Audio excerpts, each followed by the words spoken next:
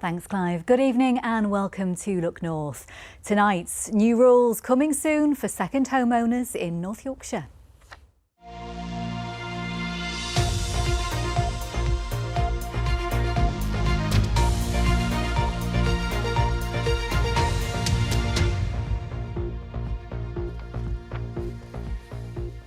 Good evening, thanks for joining us.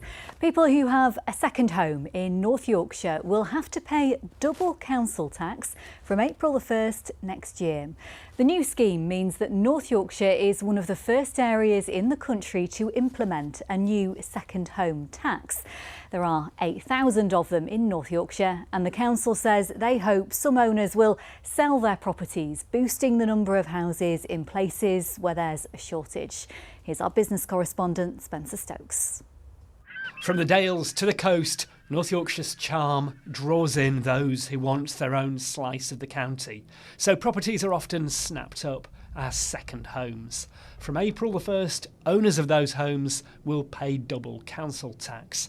That's around £1,800 a year for a Band D property. There's many villages and hamlets that you struggle to find a local family living there permanently. Nobody can tell me it's right that we don't see a light bulb on in a property through January and February in some small villages. It can't be right.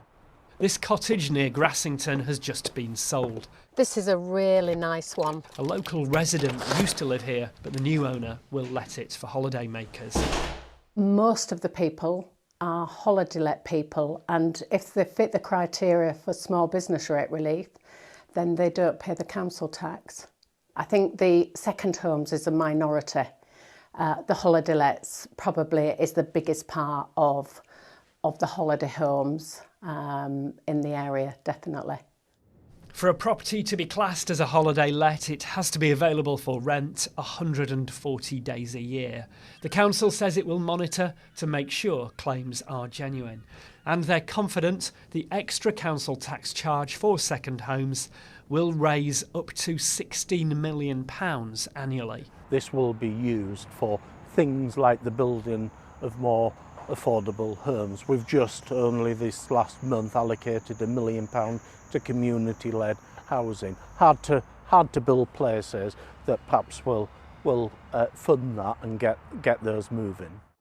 More homes for priced out local residents is the aim. North Yorkshire, one of the first places to charge those who already have a property additional council tax. Spencer Stokes, BBC Look North.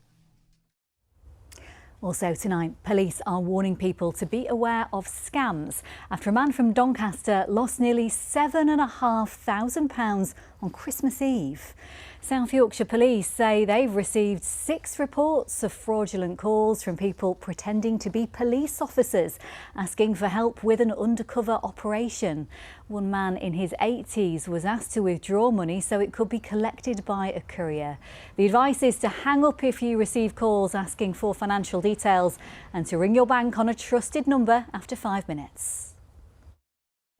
So in these occasions, they're being quite specific. They're actually naming a police officer. Now, they can name any police officer, but at the moment they are using DC Henderson.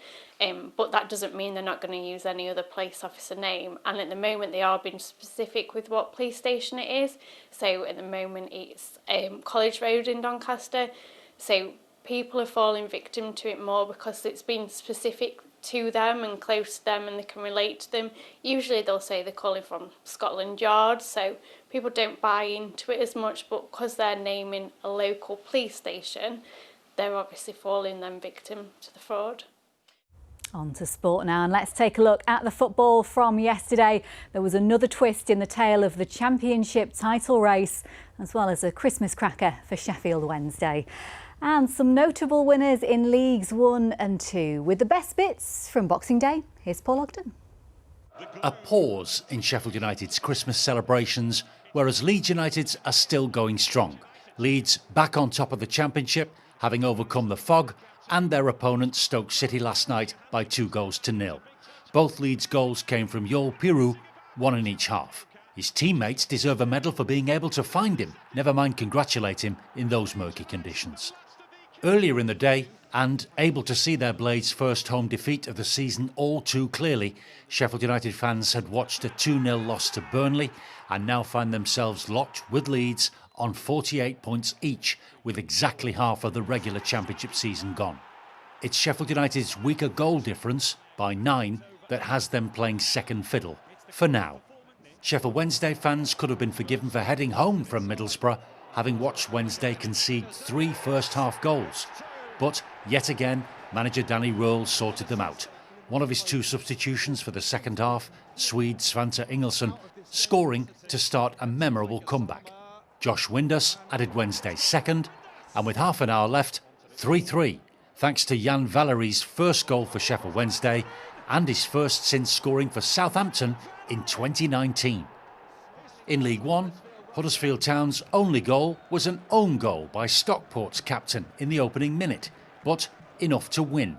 Barnsley's bewildering but still thrilling season continued with a dramatic 2-1 win at Bolton, 1-0 behind with 10 minutes left, an equaliser from Davis Keeler-Dunn, then a winner from Adam Phillips secured the Reds' victory, leaving themselves in 7th position.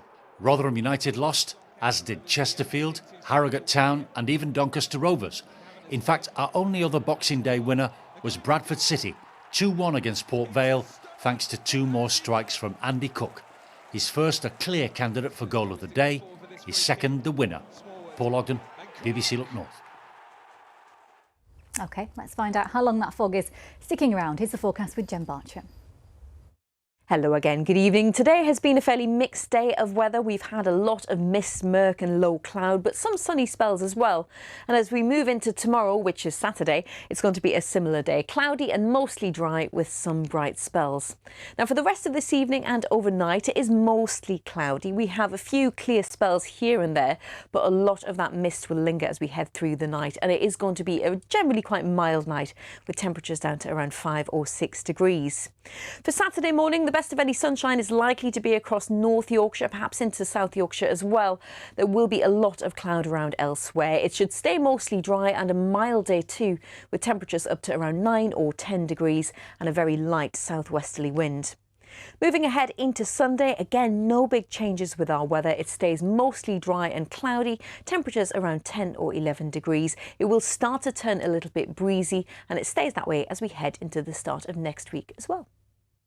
OK, that's all from the Look North team for now. I'll be back with another update just before 11 o'clock tonight. Enjoy the rest of your Friday evening and have a lovely weekend. Goodbye.